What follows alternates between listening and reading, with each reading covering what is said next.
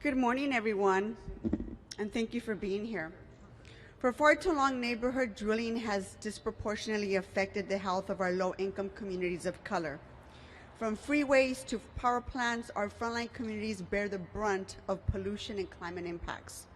And I know firsthand the effects of what it looks like and actually feels like to be directly impacted by environmental injustice. I've been fighting for environmental justice before it was cool to do so. Because I grew up and still live in a neighborhood that today has to deal with the impacts of all this. Whether it's oil wells or landfills, I've lived in communities that have been directly impacted by all this for many, many years. I've lived in communities where we've been concerned about the air that we breathe every day. That is why I've led the organization Pacoima Beautiful before I was elected to the City Council. And once I was elected, and I was council president, and his former role as chair of the Energy Committee, I worked to ensure that we put these communities first in our climate and environmental policies. That is why in 2017, I was one of the original authors, along with Councilmember Koretz, to move this forward. And today we are reinforcing this commitment to environmental justice. However, we cannot correct the sins of environmental racism by taking away jobs from the working class communities, because these people are good, honest people trying to make good, honest pay. I know this from experience because my mother worked at the Price Pfister factory in Pacoima when I was growing up. And I can tell you firsthand what happens when workers feel like their jobs get swept under them because a factory moves away. I saw her fearful of losing her job, and I watched her as she slowly watched her company move away to Mexico, when the company and other entities made promises of a transition that went unfulfilled, and how fearful it was to find another job or other new opportunities that would help impact her family's well-being. So we need to do this right. These people are parents who are taking care of their families. They're adults taking care of aging parents, and we can't just pull the rug right underneath them. Technological change and decarbonization and automation will impact hundreds of thousands of workers in our region. Many face the threat of layoffs, and having a good paying job being replaced by a minimum wage job is just simply not going to cut it. This is a transition that Los Angeles cannot afford and we cannot accept. It is vital to the health of our neighborhoods, the planet, and the city needs to meet its ambitious climate goals.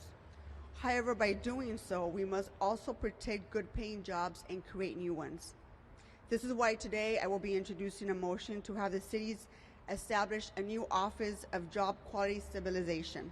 This office will provide a pension, retirement, reemployment, and income level guarantees for all displaced workers, strengthen our worker reemployment and workforce development, to ensure that our city's climate policies from solar to electric charging stations are implemented with good paying jobs. Los Angeles has always been consistent in leading in this direction, and we cannot afford to leave anyone behind. The new office will provide local families with a sense of security. As jobs in the fossil fuel industry decline, cars and trucks begin to drive themselves, and many jobs move to permanent remote status. Let today be a reminder that the City Council prioritizes the health and well-being of every Angelino, and that working together, we will create a Los Angeles that would help stabilize, and we will work tirelessly to ensure that no one is left out. Thank you, and at this time, I'd like to introduce my good friend and President Pro Tem of the Los Angeles City Council, Councilmember Mitch O'Farrell.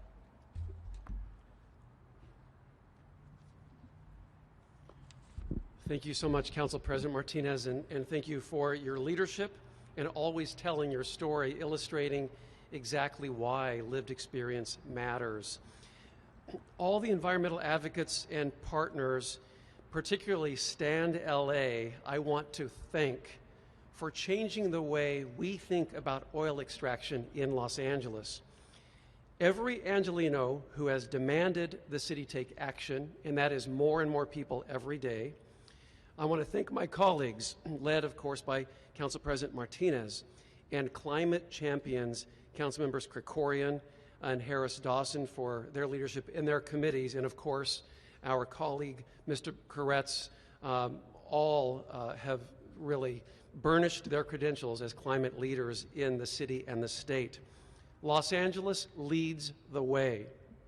I am so proud that I have the incredible privilege of leading our Committee on Energy, Climate Change, Environmental Justice in the Los Angeles River as its chair, where we're moving forward urgent and important initiatives to address the climate crises. We know what the global stakes are. It is unequivocal that human influence has warmed the atmosphere, ocean, and land at an unprecedented rate.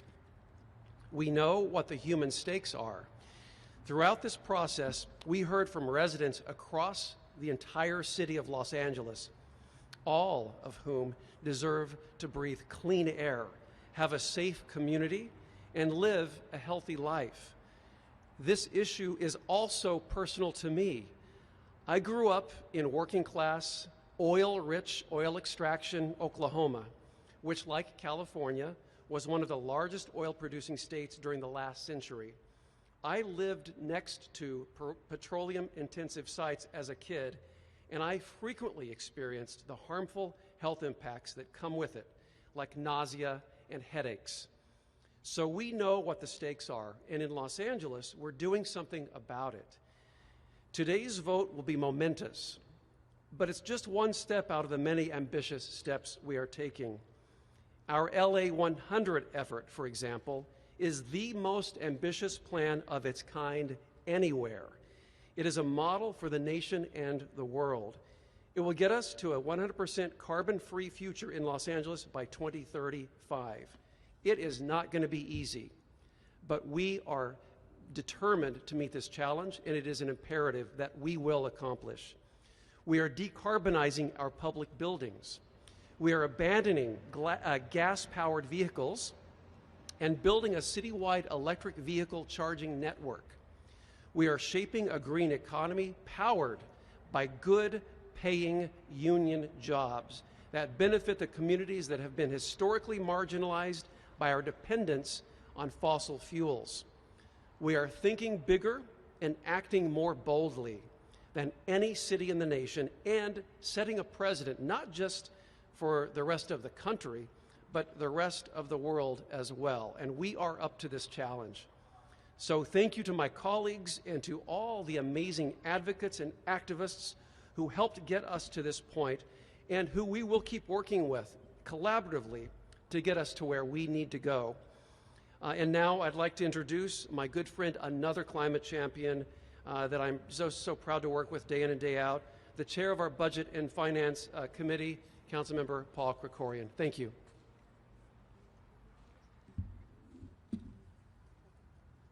Well, thank you very much, Mr. O'Farrell, and good morning, everyone. It's especially appropriate, I think, that we're having this press conference in front of these two great brass doors, the entrance to City Hall, because these two brass doors mark many of the most historic moments in the history of the city, from its founding to the opening of our Los Angeles Aqueduct, the opening of the breakwater in our port, the first public school.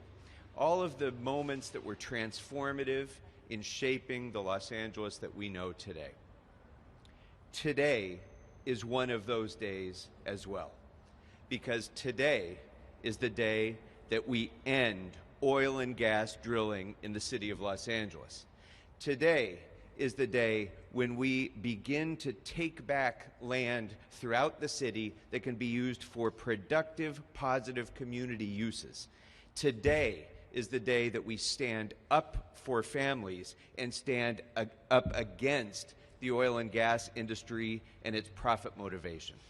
Today is the day that we begin to change the way we see energy and the way we see neighborhoods throughout Los Angeles. And I couldn't be prouder to be standing here and celebrating that historic day with all of you, and celebrating that day with these extraordinary colleagues that I am so proud to stand with. Chairman O'Farrell has been the steward of so many of the aggressive environmental objectives that we've had. And I'm so proud to stand with him as my partner in the LA 100 initiative that we've advanced. Councilmember Koretz has been probably the greatest champion on climate issues that we've had in the council, and is always our clarion voice reminding us of our role in fighting against climate change. And Council President Martinez, I think, was humble when she talked about being the champion of environmental justice before it was cool to be so. Because this is a cause that is in her bones. This is not a slogan. This is not a checklist on some things to accomplish. This is something that she feels deeply, and we have never had a greater environmental justice champion in City Hall than Council President Martinez. And I'm so proud to be able to see this cause through to the finish line with her.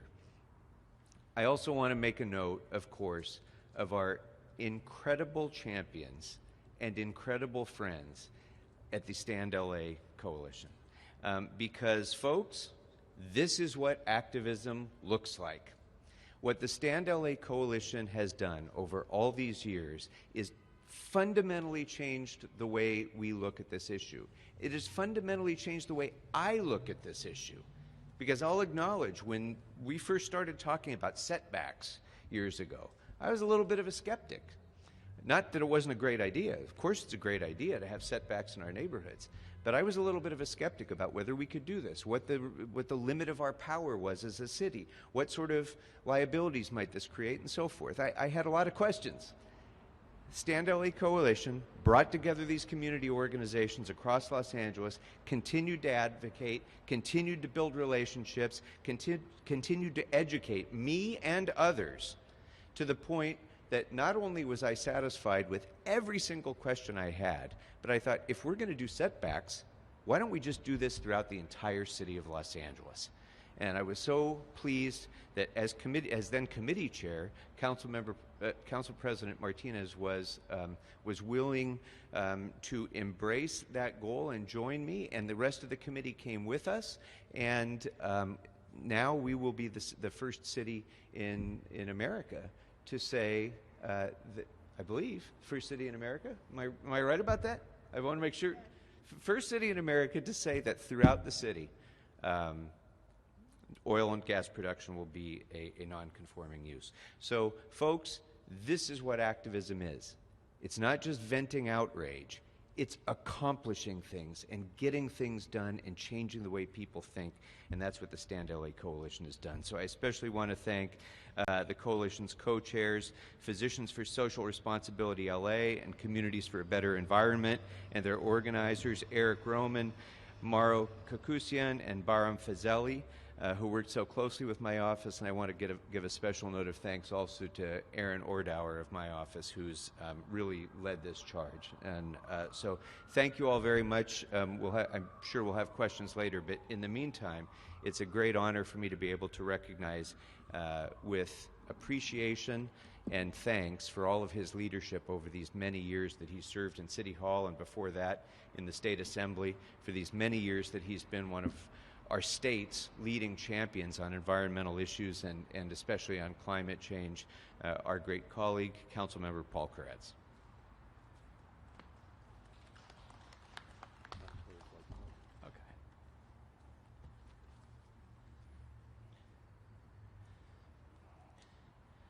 Well, it's a great honor to be here with my colleagues that are the environmental leaders on the LA City Council, and with our Stand LA allies that have helped make this day possible.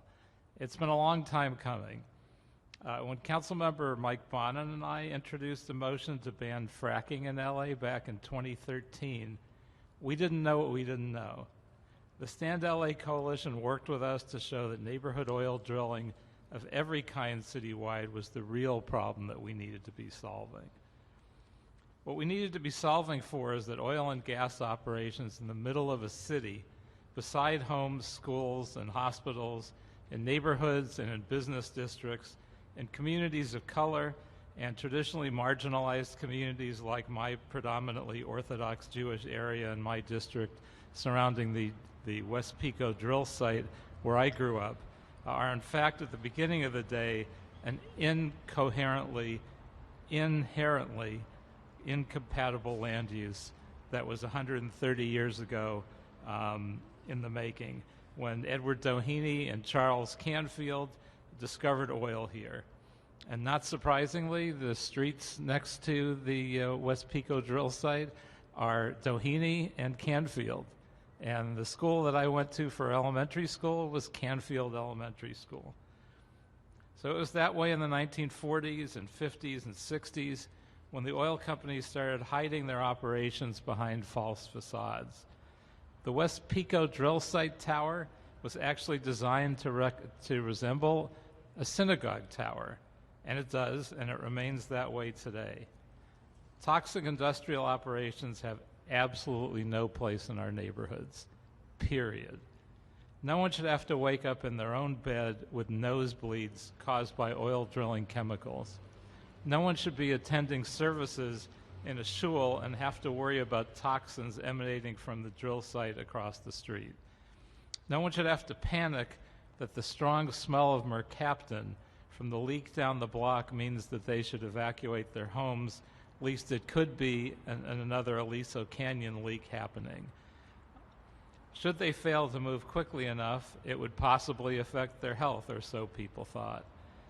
And no worker who puts his or her life on the line every day worrying about working with these toxic chemicals should have to worry about their work future as we phase out oil drilling.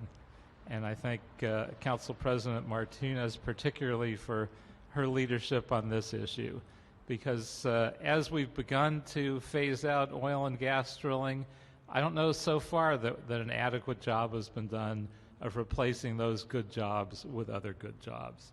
And we can't do anything but make that happen.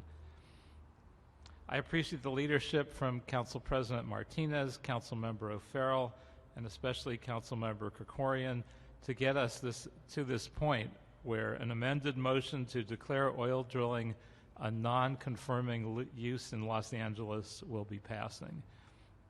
I appreciate the leadership to ensure the city's participation in a just transition task force with LA County to protect and assist affected workers. I couldn't agree more, which is why I seconded the motion in committee. The toxic chemicals and dangers of exposing Angelenos to oil drilling is just too great. This effort is more than 100 years overdue. The beginning of the end of neighborhood oil drilling in Los Angeles starts today. And thank you, everyone here, for helping to make it happen. Next up, it's my pleasure to introduce a youth organizer and community leader with Communities for a Better Environment, part of the Stand LA Coalition. She grew up in Wilmington next to one of the largest oil extraction sites in Los Angeles and has been organizing to end oil drilling there for over a decade. Today she'll share her story of living on the very front lines of oil drilling and the significance of today's historic vote. So it's my honor and pleasure to introduce Ashley Hernandez.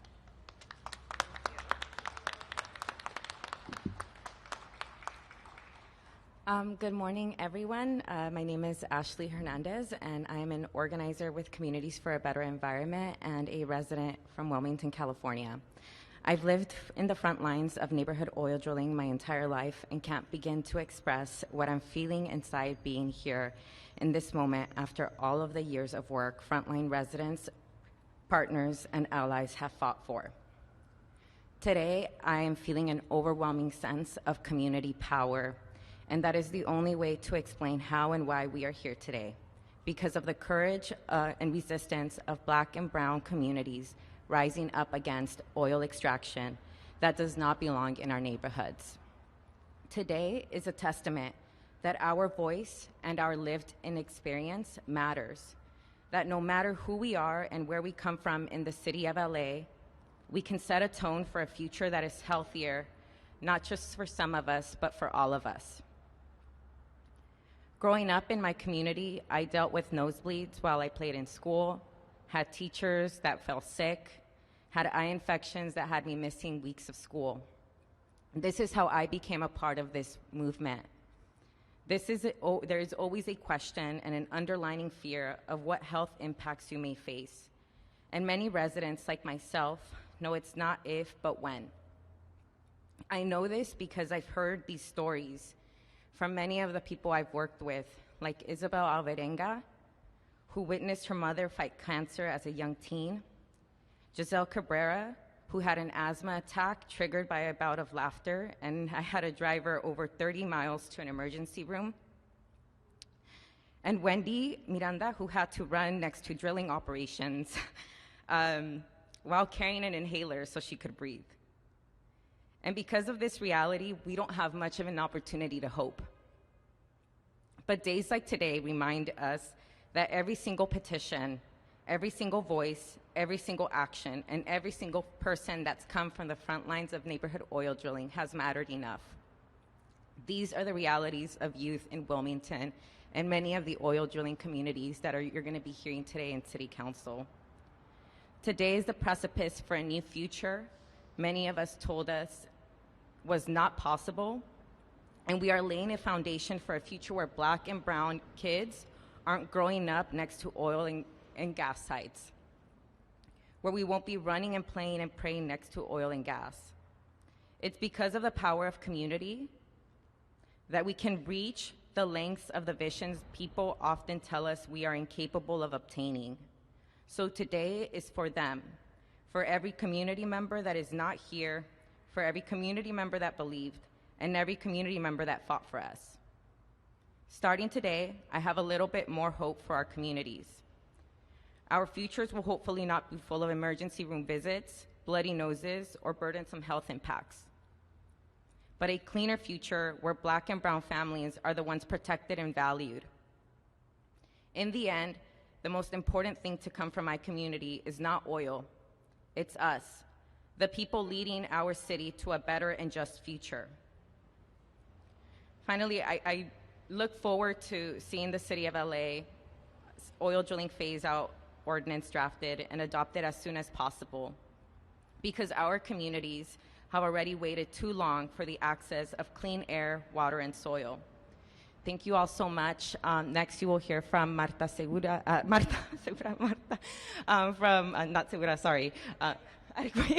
from PSR.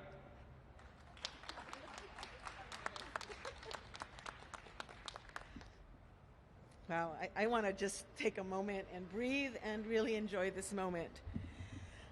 And first I want to call out my colleagues, because we couldn't have gotten here. And as you've heard from the City Council members who have shown great leadership, we got here through people power. The future of LA starts today, standing together against neighborhood drilling. I want to call out the members who are here so that if you want to interview them: Esperanza Community Housing, Communities for a Better Environment, Holman Methodist United Church, Black Women for Wellness, the Liberty Hill Foundation, Scope, and Physicians for Social Responsibility. And shout out if I forgot anybody, because I'm not looking at notes. Sorry to be a little informal, but this is as Ashley said, you know, I'm a lifelong activist, and I've been an activist since I was 15 years old and worked on many social justice issues throughout my lifetime. And these are the moments that give us hope. And these are the moments that remind us that when communities lead and organizations stand behind them, things change. The future of Los Angeles begins today. And it began today when communities and workers came together to say a new future for Los Angeles is possible, where we acknowledge that we stand on stolen land and stolen water and petroleum that has been extracted from our communities that have been considered the sacrifice zones for too long. Today, a new LA starts, one built on the hopes and dreams of those of us who have stood together and marched, those of us have stood together and protest, those of us who have stood together and written letters and made phone calls and did public testimony and did it all for the last 2 years during a pandemic. This is what community power looks like. Yay to stand, and if it weren't for the pandemic, this area would be full, because this is the people's victory. And it is bold, right? We were told not to do it. We were told you'll never win. We were told do not say things like keep fossil fuels in the ground. But we will not address climate change, social inequality, until we move away from this extractive economy and allow communities to lead. We know that there are more jobs in the cleanup, and we will not leave workers behind, because those workers are part of our communities and they're part of our families. So, and we also know that more work is required, right? We know that this is one hurdle, but we stand together against neighborhood drilling. We stand together for a new economy, and we stand together to make LA the place where that can happen, where we will no longer support false solutions to climate change, but fuel ourselves with wind and solar, and no community is left behind, no community is a sacrifice zone. There is no reason to be extracting oil next to where people live. It's an inherently dangerous practice for which we have alternatives. So thank you very much. We are available for interviews. We are available for Spanish language interviews. And please avail yourselves of some of the photos of the people who have gotten us here, who can't be here today. Thank you.